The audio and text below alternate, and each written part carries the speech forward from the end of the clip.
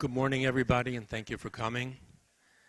I'm Steve Ashkinazy, and I have a dilemma. You see, I've always been critical of people who get up to pay tribute to somebody and then talk mostly about themselves. But for the past 42 years, my life has been so intertwined with the life of Lew Todd that it's not possible for me to talk about him and not use words like us and we and I and me. So let me make one thing clear from the start, that of all the crazy and wonderful schemes that Lew dragged me into over the years, 90% of the time I was Ethel to his Lucy.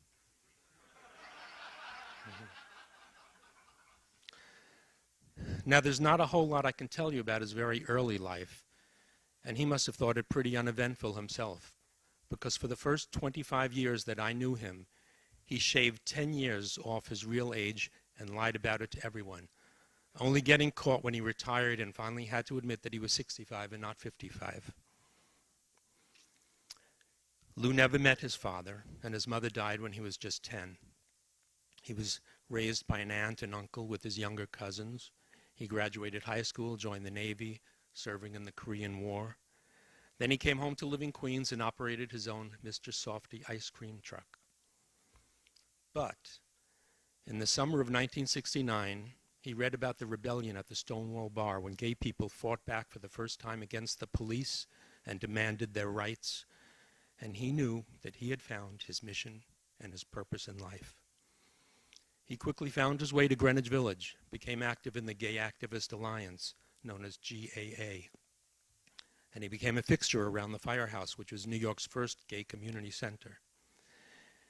He immediately sold his business to devote himself full-time to this new movement, and within a few years he moved from Queens to the Village, which became his beloved home for the rest of his life.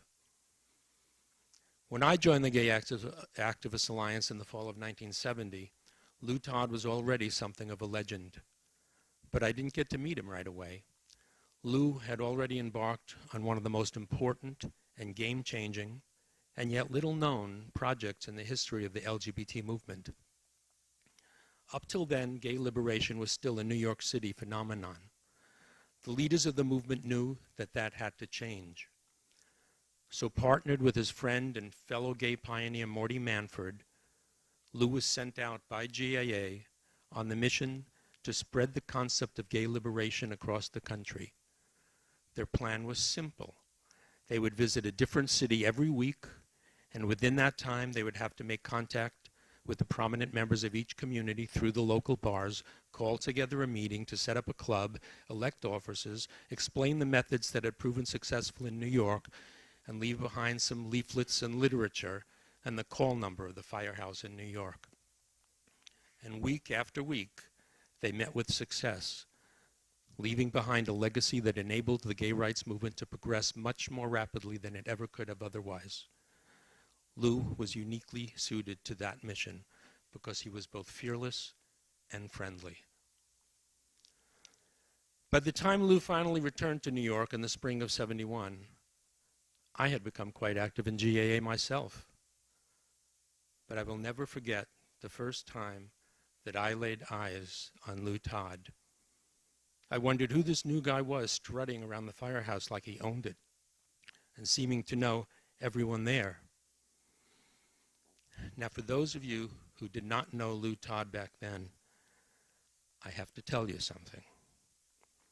He was tall, broad-shouldered, barrel-chested, and believe it or not, he still wore size 33 waist Levi's. He was something to look at. And then he looked at me, and we instantly fell in love. We became lovers on the spot. Today, people prefer the term partners, but in our case, when we broke up as lovers 2 years later, we then did become partners in a business.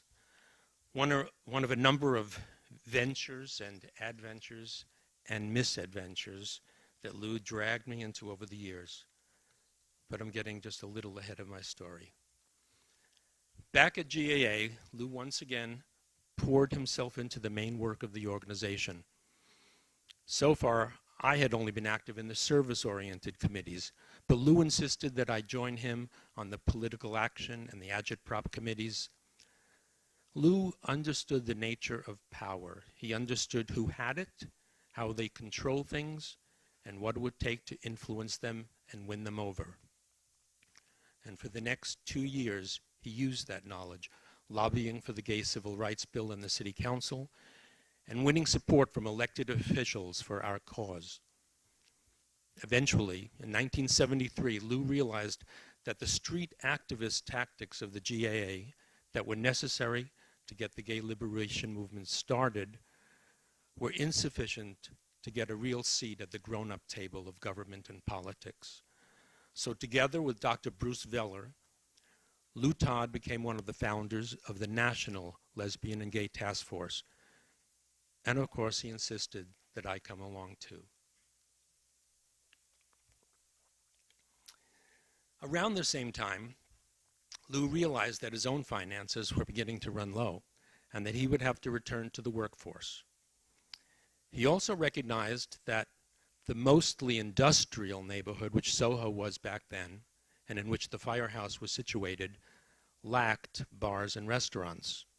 After meetings, members of GAA had to travel to the West Village to socialize over a bite and a drink. So Lew decided that he would open his own restaurant in Soho, and he convinced a few friends to invest in it. I was just returning to school to get my MSW at the time, and Lew convinced me to put all my savings in his project. What he neglected to tell me was that as his partner, I would end up working there every day for the next 10 years of my life. But what a life he gave me.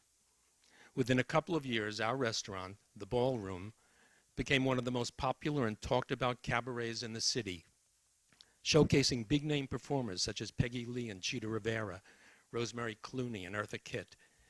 It was a glamorous and a glorious time for us, and we spent many years on the A-list because of it. Eventually, we came to own 3 restaurants together, one each in Soho, the Village, and Chelsea, and also ran the food concessions at the Public Theater and at BAM. But Lew never forgot his commitment to the principles of the movement. Back then, it was still against the law for homosexuals to own a liquor license, and it was also illegal for a licensed establishment to serve as a meeting point for homosexuals. And on top of that, the mafia had a stranglehold on all bars in the city. Lew decided that if he was going to open a bar, he would have to challenge all 3 of these injustices.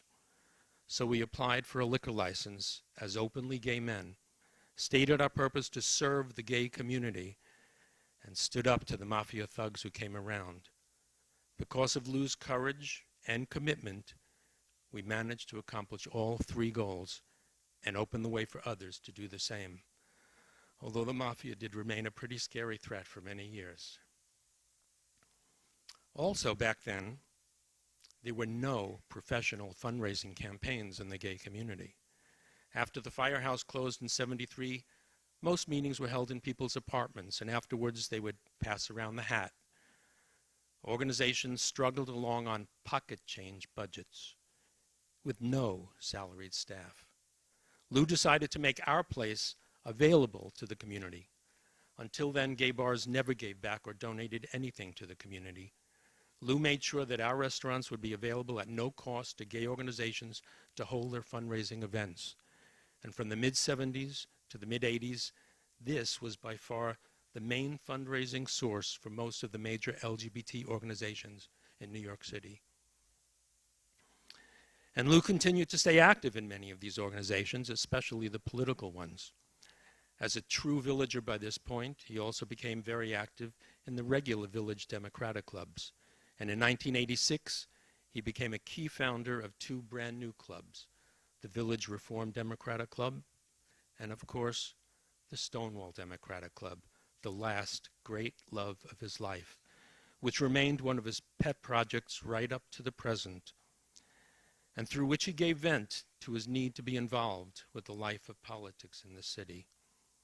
Even in the last years of his life, when he was mostly homebound, he made his influence felt, either by telephone or by means of the many well-connected friends who continued to visit him. Lew could be a very persuasive fellow. Some even called him a bully, but if he ever was, it was always for a good cause and to protect those who were least able to protect themselves. The fact is, Lew loved a good fight, and he could really dish it out when he wanted to, raising his voice and bellowing out a torrent of caustic words that would make people cower before him. It was a very effective tool, enabling him to win many arguments, whether he was right or wrong. But for him, the calm after the storm always came immediately. After releasing his wrath, he was all fine and smiling, even if others continued to feel the effects of his tongue lashing for days afterward. It's one of the reasons that we could not remain lovers.